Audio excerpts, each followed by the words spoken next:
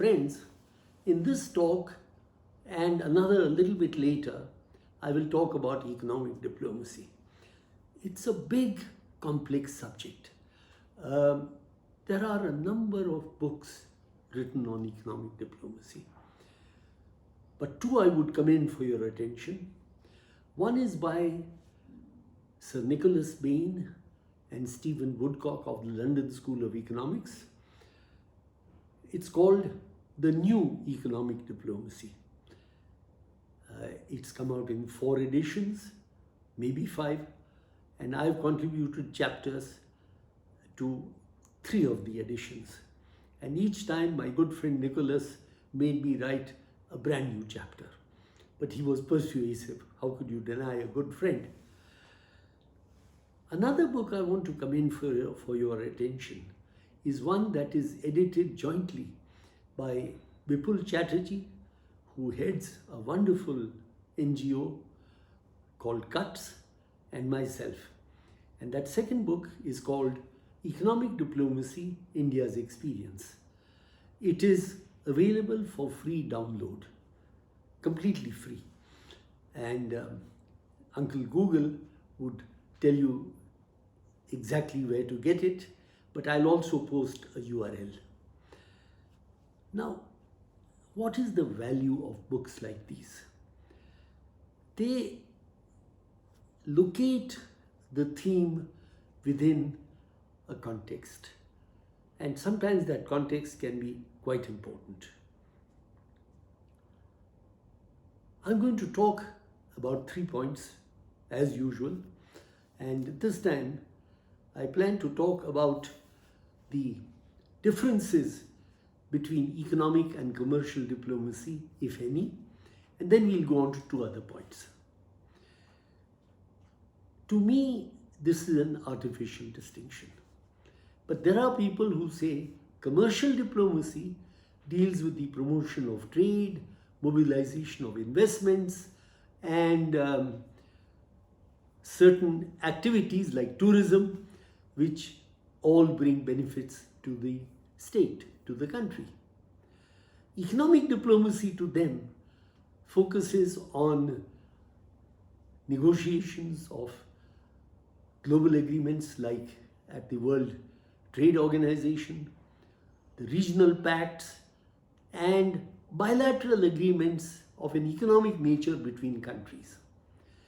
Now, I feel this is an artificial distinction because under the rubric of economic diplomacy, one can include a multitude of activities, including, for example, the management of aid.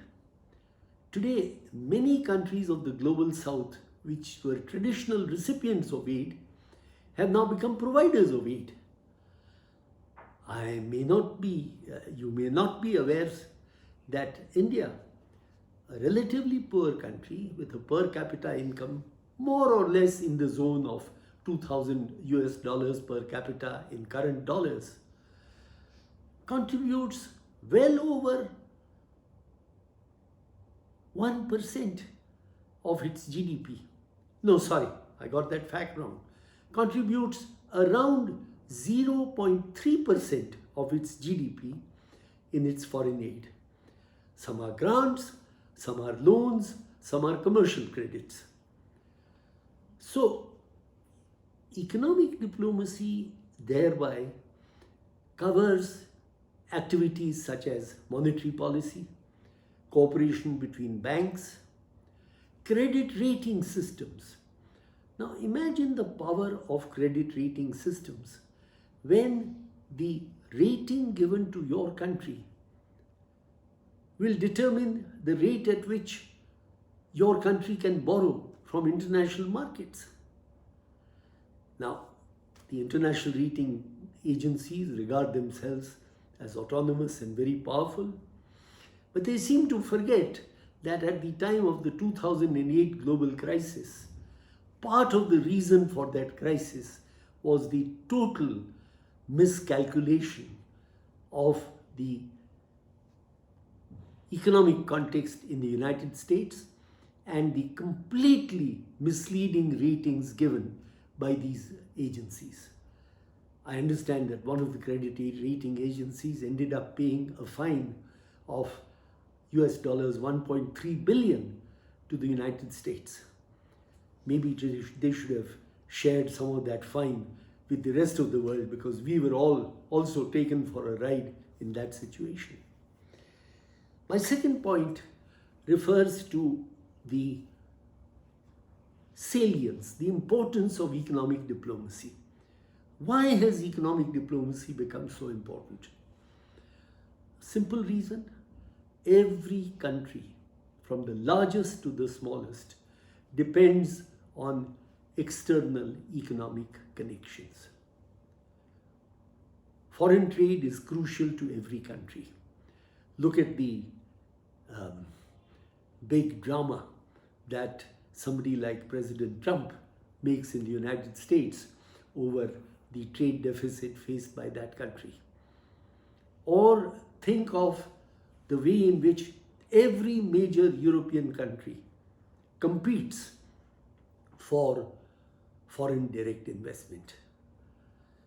Now, FDI, or foreign direct investment, is of great value to countries because this is a kind of investment that builds permanent assets in the country that receives the investment. Please remember, there are other kinds of investment. There is something called portfolio investment, which is to say, the money that comes into the stock market. It's wonderful. At the press of a button, $20 million or $500 million can flow into your market. But then, at the press of another button, that same money can flow out. And that is the problem with these kind of major liquid financial investments. But FDI, which is investment into buildings, into machinery, into manufacturing capabilities, those are not easy to liquidate, and they actually amount to a job creating mechanism for the receiving country, and it's of great value to every recipient country. Whether you're Germany or Brazil or Indonesia, you will always look for foreign investments. Let me tell you two little stories. When David Cameron became Prime Minister in 2015, he demanded that every one of his ambassadors should return to London for a conference and that they should all travel by economy class. It was even stated that if the airline gives you a free upgrade to business class, you are not expected to take it. And when they reached home, London, Cameron told them, "You may think that you live in your wonderful residences and drive around in limousines, but it can all be taken away in an instant. Your purpose abroad is to serve British business." It was a straight from the shoulder pep talk, even a somewhat threatening pep talk. Another country, this time in Africa, the president told a meeting of his ambassadors, he said, "Why are you posted abroad? Why do we spend so much money and let you lead lives of luxury in foreign capitals when we are such a poor country?" And then he answered his own question. He said, "Perhaps you will tell me that you are an expression of the sovereignty of the country, that you fly the flag." He said, "None of this means anything to me. Your only purpose is to advance the economic interests of the country and to help uplift the poorest of our country to a higher, better living standard." And that again is straight talking. This is the logic that drives every country, from Nepal to Mauritius, from Belgium to Belarus, to ensure that their diplomatic machinery serves to advance the country's interest. My third and final point is who benefits from economic diplomacy. Now, this again is quite interesting because with political diplomacy, it's pretty clear.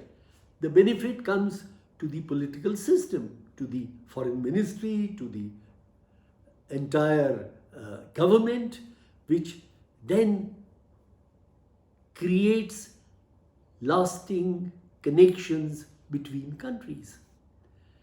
But then economic diplomacy, supposing trader X sells a consignment of shoes from, say, Bangladesh to Spain or to Russia, the gain will go to that businessman. Yes, but the country also benefits because foreign exchange will flow into the coffers of the country, and the country will then pay that businessman in Bangladeshi taka, Bangladeshi currency. So, in economic diplomacy, the primary beneficiary appears to be a multitude of businesses, companies, entities like tourism agencies, like airlines that fly tourists from one place to another, or like universities that receive foreign students who pay fees. But it is in fact the country that also benefits. So here is an area of activity in which the state is not automatically the first beneficiary, but it is the ultimate beneficiary. Okay, I've come more or less to the end of what I have to say. I want to leave you with another thought. You may wonder, why does this fellow always speak in terms of 3 points? Well, you know, I learned that method from a wonderful French institution, which I never attended, of course, but I have heard about it.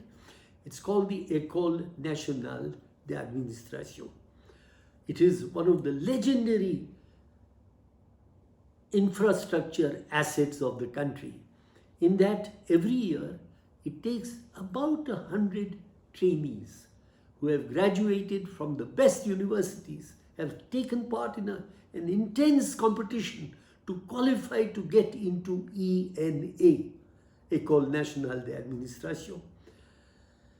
And after their 1 year there, they emerge to become, in time, presidents, prime ministers, foreign ministers, finance ministers, ambassadors, heads of ministries, secretaries general of different key ministries.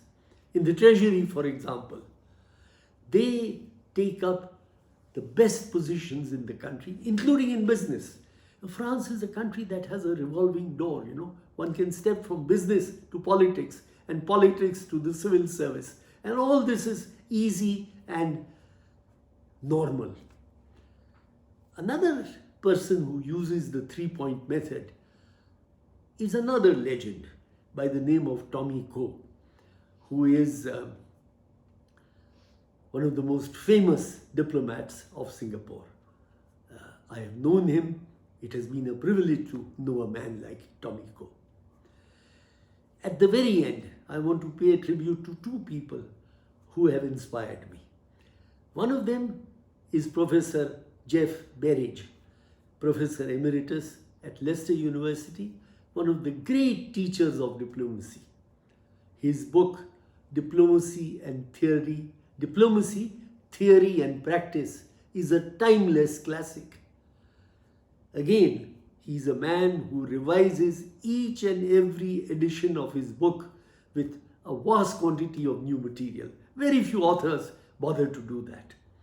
Another person who has been a personal inspiration for me is Bipul Chatterjee, my friend who joined me in putting together that book, Economic Diplomacy, India's Experience, which is a collection of 23 case studies written by serving Indian diplomats as well as retired diplomats, and others connected with the world of international economic exchanges. In fact, one of the contributors is today India's Foreign Secretary. This book, the one on economic diplomacy, India's experience, is available for free download on the website, and we will place the link on the in the right place with the material that we are recording today. Thank you very much.